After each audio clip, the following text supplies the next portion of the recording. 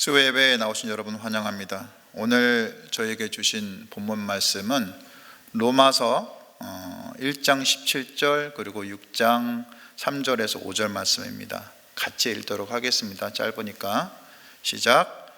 복음에는 하나님의 의가 나타나서 믿음으로 믿음에 이르게 하나니 기록된 바 오직 의는 믿음으로 말미암아 살리라 한가 같으니라.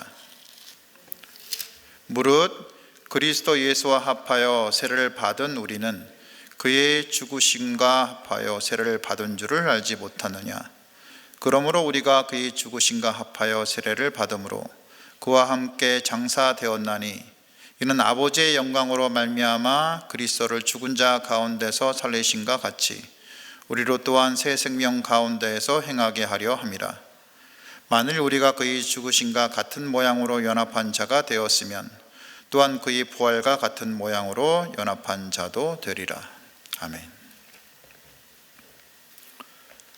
2024년이 시작한 지 얼마 전인 것 같은데 세월이 얼마나 빠른지 올해도 며칠 남지 않았습니다.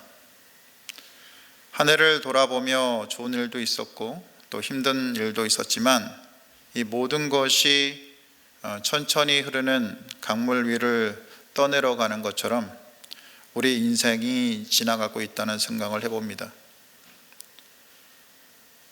그래서 저는 우리의 현재 시간을 아주 잠시라도 멈추고 정적과 고요의 시간을 가져보았으면 합니다. 우리가 그러기에 너무 바쁜 것이 사실이지만 그럼에도 이것을 제안하는 이유는 그 시간이 주는 유익이 너무도 큼을 알기 때문입니다. 잠시 찰나의 기도도 좋습니다. 밥 먹고 10분 정도 혼자 걷는 것도 좋습니다.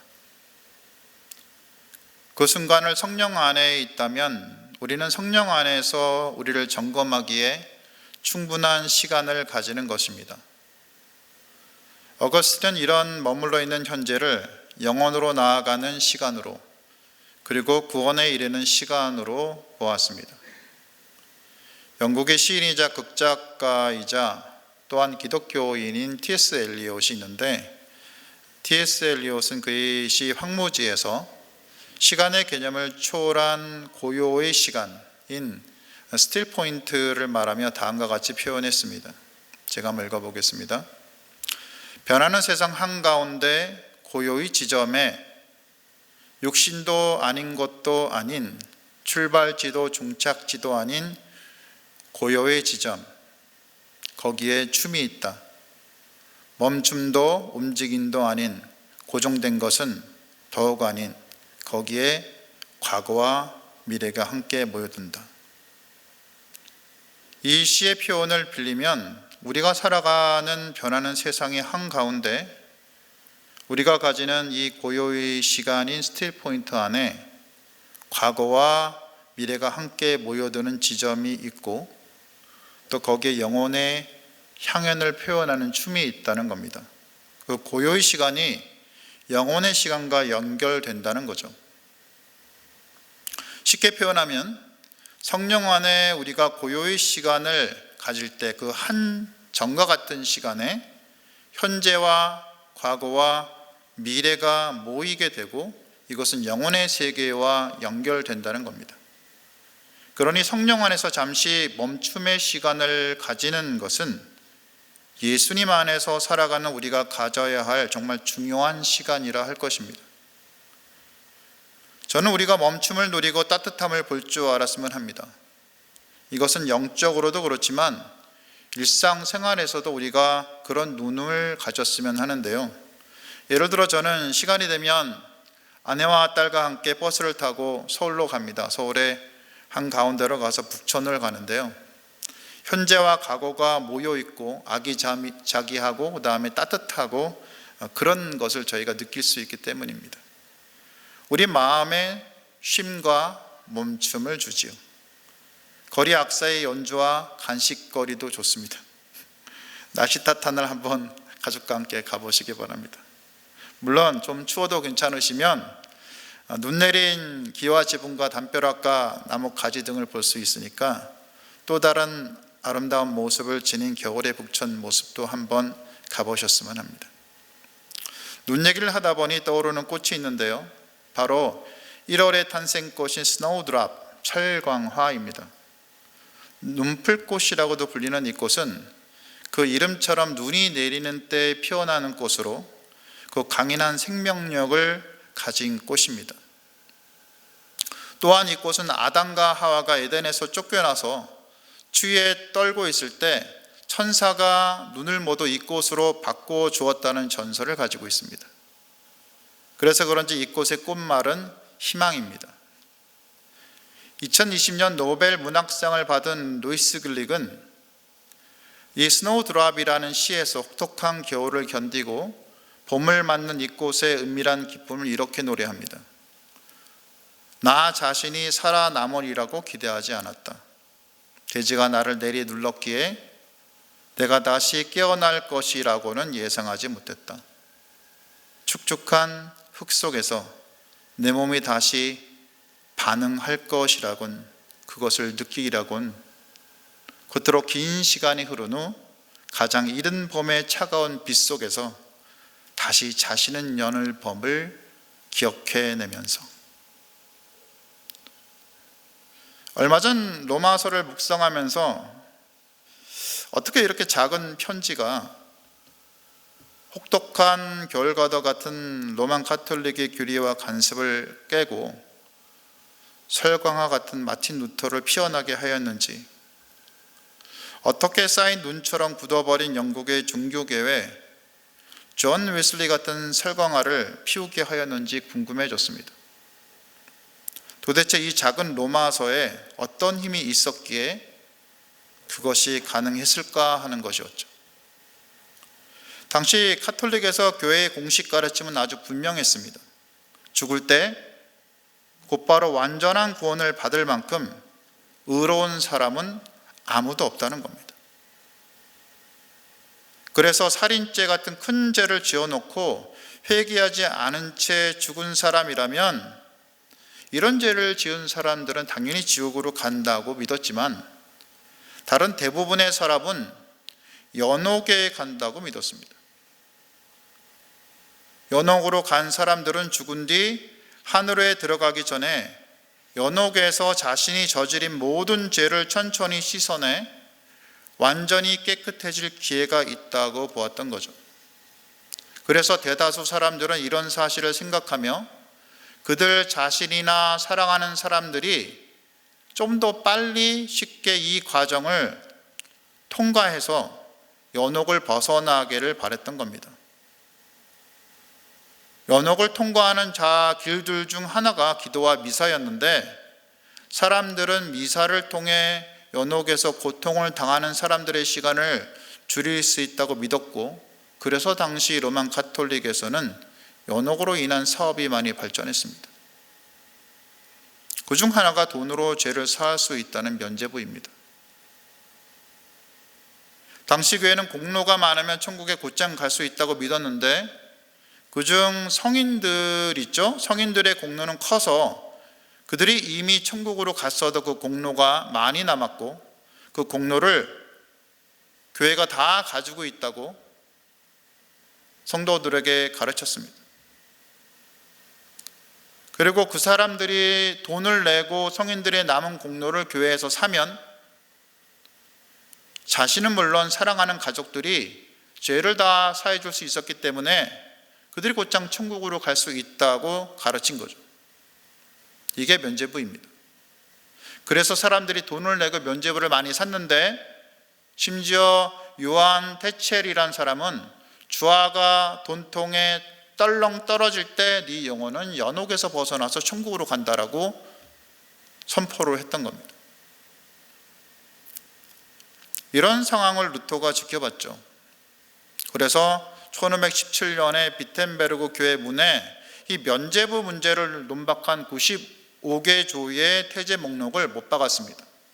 그런데 이때만 해도 루터는 종교 개혁을 할 생각이 조금도 없었습니다. 못 박아 붙인 태제의 언어도 라틴어로 되어 있어서 일반 사람들이 읽을 수 없었고, 당시의 교회 문에는 이런 공고문을 붙이는 게 굉장히 일반적이었기 때문에 그냥 학자들끼리 한번 토론 한번 해보자, 이런 정도 수준이었던 겁니다. 그런데 루터는 종교개혁자로서 그래서 아직 통찰력을 가지지 못했고 여전히 훌륭한 카톨릭 신자에 불과했던 겁니다. 루터가 종교개혁을 시작해야 한다는 생각을 한 것은 이렇게 95개 조의 태제를 붙인 뒤 2년이 지나서였습니다. 당시 루터는 하나님을 단시 심판주요, 하나님의 은은 벌을 주는 의로 보았습니다. 이런 마음을 가지고 루터는 수도원의 탑에 들어갑니다. 그리고 하나님의 의를 다루는 무서운 말씀이라고 생각했었던 이 로마서 1장 17절을 연구한 겁니다. 로마서 1장 10절을 다시 한번 읽어볼까요? 화면 주시겠습니까?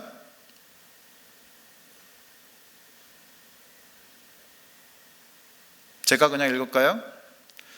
제가 읽겠습니다.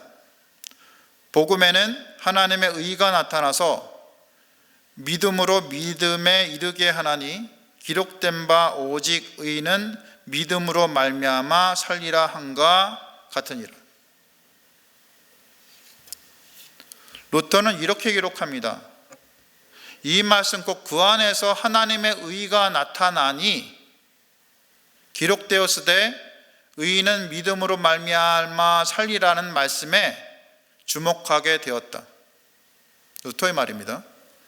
거기서 나는 하나님의 의가 의인이 하나님의 선물 곧 믿음으로 말미암아 살게 하는 의라는 것을 이해하기 시작했다. 하나님의 의는 복음으로 자비로우신 하나님이 믿음으로 우리를 의롭게 하시는 수동적 의로움을 말하는 것으로 의인은 믿음으로 말미암아 살리라 한 것과 같다. 여기서 나는 완전히 다시 태어나 열릴 문을 통해 낙원으로 들어갔다고 느꼈다. 좀 복잡하죠? 제가 설명하겠습니다. 그럼 루터가 깨달은 이 로마서 1장 17절은 무슨 의미냐면 한마디로 복음에는 하나님의 의가 드러난다는 겁니다. 즉 그분이 창조하신 사람을 살리고자 그 아들 예수님을 이 땅에 보내셔서 십자가에 죽게 하심으로 모든 죄와 사망을 멸하신 그 하나님의 의가 복음에는 나타난다는 겁니다. 그리고 그 의는 오직 다른 어떤 것이 아니라 믿음으로 얻어진다는 겁니다. 당시 로마 가톨릭이 주장했던 행위를 통해서 아니면 다른 어떤 걸 통해서 하는 게 아니라 오직 믿음으로 얻어진다는 겁니다. 어떤 행위나 개인의 회개나 다른 방법이 아니라 돈으로 사는 게 아니라 예수님께서 십자가에서 나를 죄를 지시고 죽으신 것과 다시 부활하신 것을 믿는 그 믿음으로만 얻어진다는 겁니다. 또한 이것은 성경에 기록된 것처럼 의인은 믿음으로 인해서 살 수 있다는 거죠. 우리가 의인으로 여겨지는 것은 예수님의 대속을 믿음으로 의인으로 여겨지는 방법밖에 없다는 겁니다. 예수께서 우리의 죄를 위해서 대신 죽으신 것을 믿음으로 우리가 의인이 될 수 있는 것밖에 없다는 겁니다. 이것이 복음이라는 겁니다. 현대를 살아가는 그리스도인들에게는 우리가 너무 쉽게 복음을 접해서 이게 너무 당연하게 여겨지는 이 복음은 당시 로마 가톨릭의 규율 아래 로마 가톨릭은 아까 얘기했지만 이 믿음으로만 되는 게 아니라고 설명을 했잖아요. 그것을 설파했잖아요. 그렇게 전했고 이런 시기에 살았던 루터의 마음에 이 믿음으로 구원받는다는 이 복음은 루터의 마음에 불을 붙였던 겁니다. 그래서 이 복음의 불이 루터를 통해서 다른 사람의 마음으로 옮겨 붙었고 이것이 시대를 바꾼 종교 개혁의 시작이었습니다. 그러니까 루터가 멈추고 그 말씀을 조용히 보고 들었을 때 이 깨달은 로마서 1장 17절은 무엇을 말합니까? 우리가 만일 조용히 멈추고 주의 음성을 들을 때, 그것이 말씀을 보는 중이건 아니면 우리가 길을 걷다가 잠시 멈추건 상관없이 어쩌면 그 순간이 세상을 바꾸는 변혁을 일으킬 성령의 에너지로 발출될 수 있다는 겁니다. 세상에 큰 변화를 가져온 루터의 종교 개혁이 시작된 지 약 200년 후에 세상을 크게 변화시키는 또 한 사람의 회심이 일어납니다. 바로 영국의 부흥과 더불어 감리교를 창시한 존 웨슬리의 회심 사건입니다. 웨슬리는 22세에 성직에 입문하였고 이후 구제활동, 감옥선교, 아프리카 선교 등으로 아메리카 선교 등으로 활동하였지만 그는 죄로 인한 갈등을 겪고 있었고 성령의 내적 증거를 가지지도 못하였습니다. 그래서 자신인 죄인이라는 이러한 율법 아래 신음하고 있었습니다. 그는 믿음을 하나님의 선물이 아니라 금욕과 복종을 통해서 마음을 새롭게 하고 하나님께 내가 인정을 받고 그래서 하나님과 평화롭게 지내는 것이라고 여겼습니다. 우리 중에 혹시 그런 분이 계시다면 바꾸시기 바랍니다. 그리고 이 웨슬리는 피터 멜러라는 사람을 만납니다. 피터 멜러는 웨슬리에게 이렇게 얘기하죠. 오직 예수 한 분만을 믿는 믿음으로 구원을 받아. 웨슬리는 이 사실을 듣고 이런 믿음을 얻기를 구하고 기도하기 시작합니다. 그러던 중 웨슬리는 별로 마음에 내키지 않은 채로 알더스케이트라는 거리에 있는 모라비안의 모임에 참석하게 됩니다. 거기서 한 사람이 루터의 로마서 주석 서문을 읽는 소리를 들었습니다. 그리고 그가 그리스도를 믿는 믿음을 통해서 하나님께서 마음을 변화시키시는 역사를 하신다는 부분을 읽을 때 웨슬리는 성령의 감흥을 받습니다. 그리고 마음이 갑자기 뜨거워지는 경험을 합니다. 어떤 부분을 읽고요? 그리스도를 믿는 믿음을 통해서 하나님께서 마음을 변화시키는 역사를 하신다는 부분을 읽을 때 저는 이 웨슬리가 회심을 하게 된 루터의 로마서 주석 서문 부분이 어딘지 너무 궁금했습니다. 그래서 그 부분을 한번 찾아봤습니다. 제가 한번 읽어보겠습니다. 믿음은 꿈꾸는 그 무엇, 인간적인 환상이 아니다. 그런데도 많은 사람들은 그 용어를 이렇게 이해하고 있다. 그들은 믿음으로 충분치 않으며 우리가 올바르게 되고 구원을 받으려면 행위들을 하여야 한다고 선언하는 오류에 빠진다. 하지만 믿으면 하나님이 우리 속에 일으키는 그 무엇이다. 그것은 우리를 변화시키며 우리는 하나님으로부터 다시 태어난다. 그리고 믿음은 성령이 동반된다. 믿음은 결코 행해야 할 선행이 어디 있냐고 묻지 않는다. 오히려 그러한 질문이 던져지기 전에 선행을 미리 행하고 계속해서 선행을 행하고 있다. 믿음은 하나님의 은혜에 대한 살아있고 흔들림 없는 신뢰이자 신앙인데 그것이 너무 확고하기 때문에 사람은 믿음으로 인하여 1000번이라도 죽을 수 있다. 여기서 웨슬리가 본 믿음이 무엇입니까? 믿음이란 하나님이 우리 속에 일으키는 무엇이라는 겁니다. 우리가 그 믿음으로 다시 태어난다는 겁니다.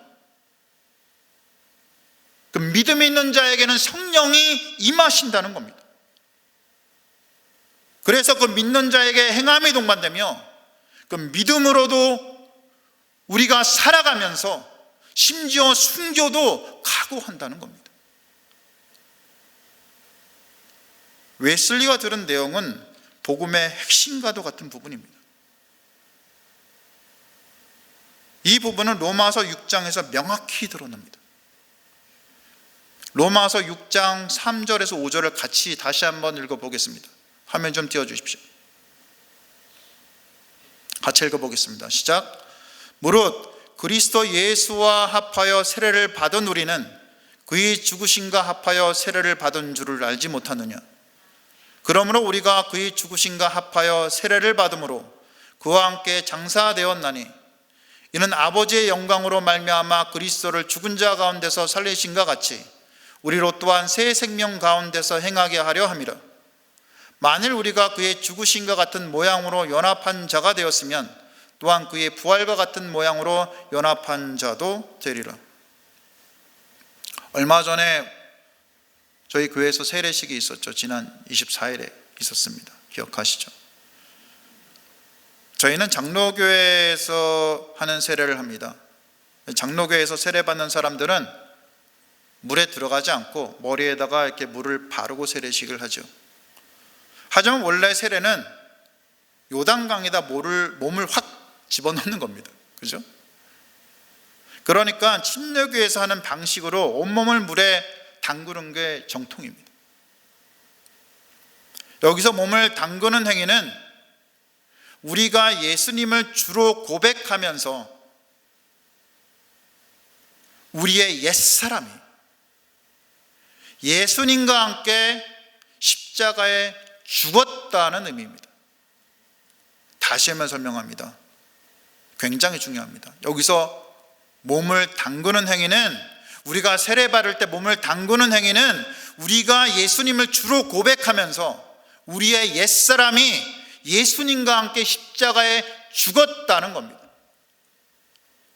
그리고 물에 푹 들어갔다가 다시 올라올 때 우리가 예수님의 부활을 따라서 다시 새로운 생명을 받았으며 그렇기에 그리스도인에 알맞는 새로운 삶을 살아간다는 의미입니다. 이 세례의 의미는 로마서 6장 말씀과 정확히 일치하죠. 그러니까 이게 복음의 핵심입니다. 우리가 예수님을 믿는다는 것, 복음을 믿는다는 의미가 단지 머리로만 아는 게 아니고 우리가 죽는다는 겁니다. 실제로 죽는다는 겁니다. 이전까지 살아온 우리 옛사람이 완전히 죽어버리고 예수님 안에서 새로운 사람으로 살아가는 것, 이게 믿음이라는 겁니다. 웨슬리는 이 복음의 진수를 만난 겁니다. 자신의 옛사람은 예수님과 함께 십자가에서 완전히 죽어버리고 예수님의 부활과 함께 부활의 생명을 지닌 완전한 새 사람으로 살아가겠다고 한 것, 이 삶에 대한 부분을 들으면서 이 부분에 성령님께서 그에게 임하셨고 웨슬리로 하여금 더 이상 과거의 삶을 살지 않는 성령의 사람으로 이 땅에 부흥과 변화를 일으키는 부활의 생명을 지닌 완전한 새 사람으로 살게 한 거죠. 이것은 또한 갈라디아서 2장 20절의 말씀과 같습니다. 제가 읽어보겠습니다. 내가 그리스도와 함께 십자가에 못 박혔나니 그런즉 이제는 내가 사는 것이 아니요 오직 내 안에 그리스도께서 사시는 것이라. 내가 육체 가운데 사는 것은 나를 사랑하사 나를 위하여 자기 자신을 버리신 하나님의 아들을 믿는 믿음 안에서 사는 것이라. 웨슬리는 이 말씀의 삶을 그가 살던 시대에서 살아냈던 겁니다. 이전에 내가 죽고 오직 예수님으로 사는 삶, 이전의 행실이 완전히 죽어버리고 성령 안에서 예수로 꽉 찬 삶을 살아가는 것, 이것이 복음이고 이것이 믿음인 겁니다. 이렇게 예수로 꽉 찬 사람은 성령님의 자유로운 인도함을 받습니다. 그러기에 우리가 성령님의 뜻에 순종하여 따라 살아간다면 더 이상 육신의 요구와 죄와 사망의 사슬에 매이지 않고 자유하게 된다는 겁니다. 그럼 여러분이 물어볼 수 있습니다. 전 예수님을 믿는데 맨날 넘어지고 실수하고 죄를 짓는데 전 뭔가요? 믿음이 없다는 건가요?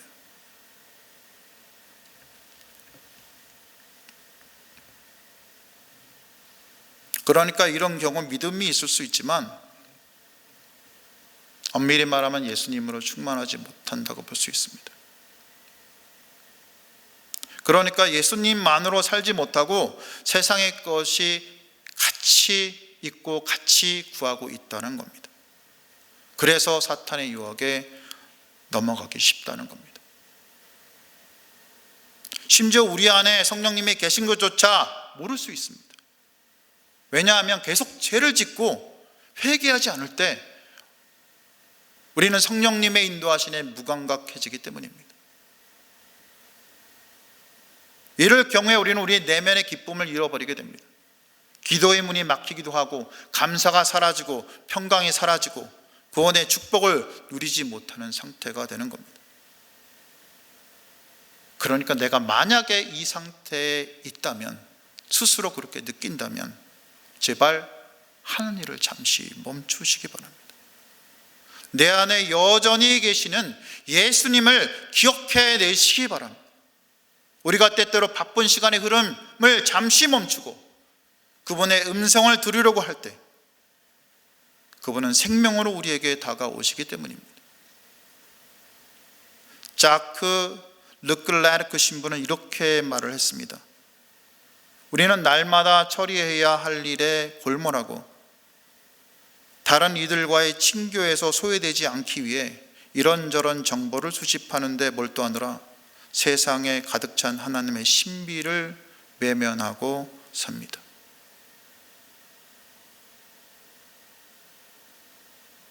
성도 여러분, 한 해가 저물어가는 12월 말의 시기에 우리는 고요의 순간, 이 스틸 포인트, 우리의 시간을 멈춰야 느낄 수 있는 것들을 생각하고 그 시간을 가졌으면 합니다. 겨울 햇살의 비추임이 있습니다. 그 속에서 따뜻한 겨울의 소리를 들었으면 하고, 가지에 쌓였던 눈이 떨어지는 소리를 듣는 마음이 있었으면 하고, 눈 아래 땅속에서 움틈을 기다리는 새싹의 소리를 우리의 마음의 눈으로 보고 듣고 기쁨을 누렸으면 합니다. 이런 고해함 속에 우리가 익숙해질 때 우리는 우리 마음속에서 세밀하게 말씀하시는 성령님의 음성을 또한 들을 수 있습니다. 또한 성경 말씀을 통해 전해주시는 그분의 마음을 또한 받을 수도 있습니다. 이렇게 성령님의 음성을 들을 때 우리는 온 마음을 다해 기쁨으로 순종의 길을 걸어갈 수 있는 겁니다. 또한 루터나 웨슬리가 변하여서 하나님 나라 역사를 일으키는 사람으로 쓰임 받았듯이 우리 역시 예수님께서 주시는 그 능력으로 변화되어서 주님이 만들어 가시는 하나님 나라를 세우는 일에 쓰임 받게 될 겁니다. 이 설교를 들으시는 모든 분들이 올 한 해를 보라며 너무 바쁘게만 보내려 하지 마시고, 아니 잠시 멈춰 주시고 계절의 미세한 움직임을 보고 들으며 또한 주님의 미세한 음성을 들어서 참 예수님 안에 거하며 예수님으로 가득할 수 있기를 바랍니다. 성령 안에서 주님의 뜻을 알고 기쁨으로 그 길을 걸어서 하나님이 계획하신 건지 무엇인지 어떤 건 계획하시는지 분별하고 그 길을 주님과 함께 걸어가는 분들이 다 되시기를 주님의 이름으로 축원드립니다. 말씀을 놓고 기도했으면 합니다. 우리가 주님의 음성을 들어서 참 예수님 안에 거하고 우리가 예수님으로 가득했으면 합니다. 성령 안에서 주님의 뜻을 알고 기쁨으로 그 길을 걸어서 하나님이 계획하시는 것이 무엇인지 분별하고 그 길을 주님과 함께 걸어가는 여러분들이 다 되시기를 기도하시기 바랍니다. 잠시 기도하시겠습니다.